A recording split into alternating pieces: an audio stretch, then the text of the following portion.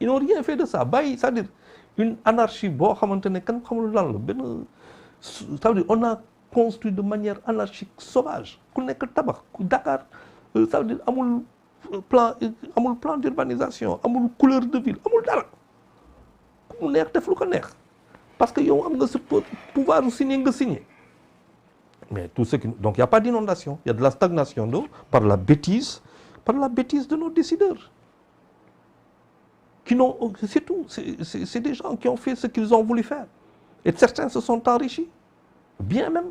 Est-ce qu'on peut rattraper ou c'est parti, c'est définitif? On peut rattraper mais pour moi le rattrapage commence par le développement des régions. Comment faire en sorte aujourd'hui pour que Kédougou yor fa ay mines yor fa marbre yor fa lu bëri yor marché Diaoubé. Comment faire de Kédougou et je pense qu'il y a un travail qui a été fait sur ça parce que Dakar dañ ko diviser Sénégal dañ ko diviser defe naa en pôle. Ouais. Je pense qu'il y a 14 pôles. Ouais. Maintenant bu fekkente ne on crée des conditions de richesse dans chaque région man leer na ma que d'abord on arrête l'exode et l'exode est économique une fois qu'on a arrêté l'exode nit ñi bu ñu delloo seen dëkk parce qu'il y a de quoi faire désengorgement Dakar day am la perspective de la reconstruction de Dakar mën nga ko envisager. Alors on va terminer parce que je voudrais quand même saluer un ami commun. Je parlais de Cheikh Yérim après son mariage, j'ai vu pas mal de réactions et je me suis dit les Sénégalais ne connaissent pas l'homme li ñu xam ci moom mooy li ñëpp xam mais ceux qui l'ont fréquenté, ceux qui le connaissent savent que c'est un homme bien. En tout cas ma koy souhaiter un heureux ménage. Je vais pas avoir Charles qui le côtoyait le soir sans pour autant te demander juste Cheikh, est-ce que véritablement les Sénégalais le connaissent? Un gentil garçon, Cheikh, brillant, intelligent, sénégalais, authentique, sénégalais, authentique, africaniste, authentique, brillant, capable de douter. Moi, je me le donne wax sànq.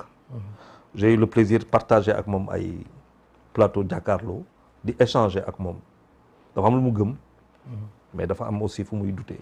Quand j'ai échangé avec lui sur beaucoup de choses j'ai vu qu'effectivement Sénégalais dañuy am juge dañuy juger nit dañ si gaaw dañ si ay sax juger nit waroo ko juger commencer par xool sa bopp. Chez nous on dit ne juge pas pour que tu ne sois pas jugé si tu seras jugé si tu as jugé.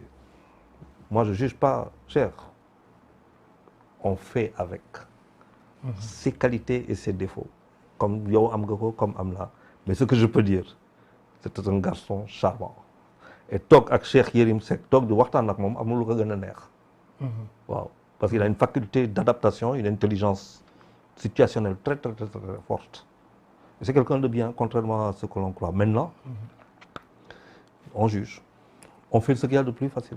On voit quelqu'un ñu sànni ko xeer ñu pas sànni xeer. mooy li nga doon wax sànq rek. waaw moo gën a yomb lépp gën a yomb lépp mooy wax ci nit te xamoo sa bopp. Je sais pas on n'avait pas prévu d'aborder ce sujet-là mais phrase bi nga wax c'est un garçon charmant. Il y a le vieux jëm si yàlla Ndiaga Fall de Saint-Louis ancien bibliothécaire du lycée Ahmed Fall. La première fois qu'il a reçu le livre de Cheikh Yérim sur l'Afrique, sa phrase c'était ça. Cheikh est un garçon charmant. Oui. Je m'en souviens et ça c'était en 98-99. Donc ça fait très longtemps. Moi, bi ma déggee nga répéter la phrase, je me suis dit mais bon, mi ngi ci de l'autre côté yàlla jël na ko. Charles génn waatal ma la même phrase, ça veut dire que ni parfois les bonnes montres ont la même heure. En tout cas, ça fait un plaisir, Charles. Merci. Xam nga benn il y a ce qu'on appelle la gloire et il y a la rançon de la gloire. Cheikh paie la rançon de la gloire, de sa gloire. On n'a pas le droit d'avoir la gloire chez nous. Ouais. C'est très méchant. Moi, dans mon livre à paraître, je l'ai écrit en 2012, 2013, je disais que est-ce que c'est pas une erreur pour Cheikh de rentrer en Afrique? Bu toogoon fa mu nekkoon ci Europe di def li mu doon def parfois mu ñëw interviewer nos chefs d'État def reportage am dem dafa doon dund normalement kenn du ko wax kenn du ko teg dara mais boo ñëwee boo ñibbisee on a l'impression qu'il y a du cynisme chez nous finalement. Oui, parce que on nous, on nous a élevés à juger l'autre. Non, non, n'y a rien. Et ça commence dans la famille. C'est-à-dire, il faut qu'on devienne des champions. Gis nga champion pour nga doon champion foog nga am adversaire et adversaire googu mooy sa partenaire sinon doo doon champion. moo lay challenger. Donc plutôt que de juger, essaie de faire comme lui. mu nekk sa challenger. bu nekk sa challenger da lay pousser vers le haut. te bu lay pousser vers le haut plus nga koy soxla te plus ngay soxla mu jàpp forme parce que ta performance dépend de sa capacité à te faire performer. Et c'est ça, on ne connaît pas. Mais on aurait été un peuple de champions.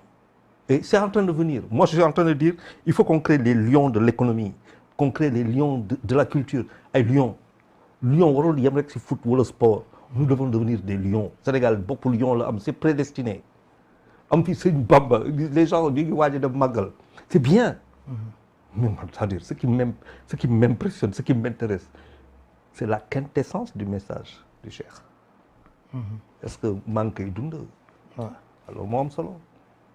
màggal gi mouvement baax na mais ànd ak moom si ay réflexion yu dense moo gën a am solo à mon sens. sans vouloir donner de leçons. Mais moi je suis catholique mais je me réclame catholique mouride parce que la quintessence du travail, l'essence du travail, et je retrouve ça dans mes livres sacrés. Donc Sëñ Touba forcément il devient pour moi un guide dans le sens peut-être pas forcément religieux et encore même on peut discuter de ça, on peut en discuter. Mais il devient un leader pour avoir dit non sans qu'une seule goutte de sang ne soit versée, pour avoir impressionné sans pour autant avoir appelé tout le monde à se battre, pour s'être fait respecter et son nom va continuer ba di law ba des générations ba continuer sans avoir rien fait d'autre que de parler de son Dieu et de son prophète. Mais si tu ne peux pas t'inspirer de ça, c'est pas la peine, tu te trompes. On a tous les référentiels qu'il faut chez nous. Donc nous sommes les seuls à ne pas respecter et vivre au quotidien et transformer nos référentiels. Le défi pour nous aujourd'hui, c'est de ressembler aux Chinois. Les Chinois, ils se reposent sur quoi? Le référentiel. C'est pas la religion, ils ont le référentiel. Nous avons le référentiel. Nous xool. dañuy xeeb lu ñu yor parfois. dañuy xeeb lu ñu yor parfois am duñ ko xam. non xamuñu ko. nit balaa ngay gëm sa bopp ay dama gëm li xamal sa bopp d'abord. xamal loo am. C'est ce que dit le colonel Momar Ndao. Toujours il dit gëm sa bopp xam sa bopp d'abord. waaw xam sa bopp xamal sa bopp. waaw man laa yor fii ba pare toog bi ma am lu muy tiit ma tiit. je pourrais mais catholique mouride hein. Oui. C'est fort ça. N'oublions pas que le poème pour la Vierge Marie, écrit par Sëñ Ahmadou Bamba, amul catholique bu ko dul lire te doo taxaw. lu dëgg. oui kon nga xam ne Sëñ Bamba fa mu ñu jegee nit ñi xamuñu ko sax. Il est plus proche de nous qu'on ne le croit. J'ai vu un excellent débat entre Bamba Kassé, Thierno Diop, Kabila aussi, sur le dernier texte lan la Cheikh Ahmadou Bamba mujj bind.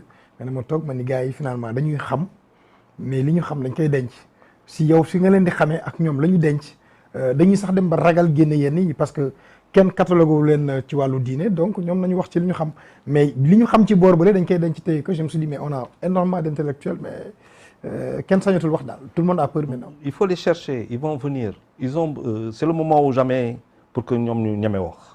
Sénégal daf ko soxla si waxtu bii. waaw Sénégal soxla na loolu. On a besoin de lampes. Tout à fait. te temps boo xoolee lampes yi sëriñ ñu ngi fay les unes après les autres. ñu ngi fay. Le pays a besoin de projecteurs pour montrer aux gens la direction à prendre. Charles Faye, merci. C'est moi. Mesdames et messieurs, ce fut un plaisir de vous servir. On apprend beaucoup avec Charles, assez transversal. J'espère que la prochaine fois qu'on se rencontrera, dina fekk livre am génn parce que vraiment il nous le doit. Il le doit à la postérité. Il écrit beaucoup, il réfléchit beaucoup. Et puis bu la waxulee fu mu bokk doo xam loolu li mu transversal moom moo xam. On aime bien aussi En tout cas, merci de la disponibilité. Il n'a pas hésité à venir répondre à cette invitation. Nous gërëm tous ceux qui ont réagi sur les réseaux sociaux. On a vu les contributions et tout. Mais remercie aussi Maître Moussa Sarr qui nous a fait découvrir l'imam Ndao qu'on est parti rencontrer chez lui à Ngane à Kaolack, avec qui on a eu à manger ne serait-ce qu'une seule fois. waxtaan ak moom xam nit ki moom mooy kan. Merci à toute l'équipe technique dirigée par Yash aujourd'hui. On se retrouve mercredi prochain pour un autre numéro sur Sénégal 7.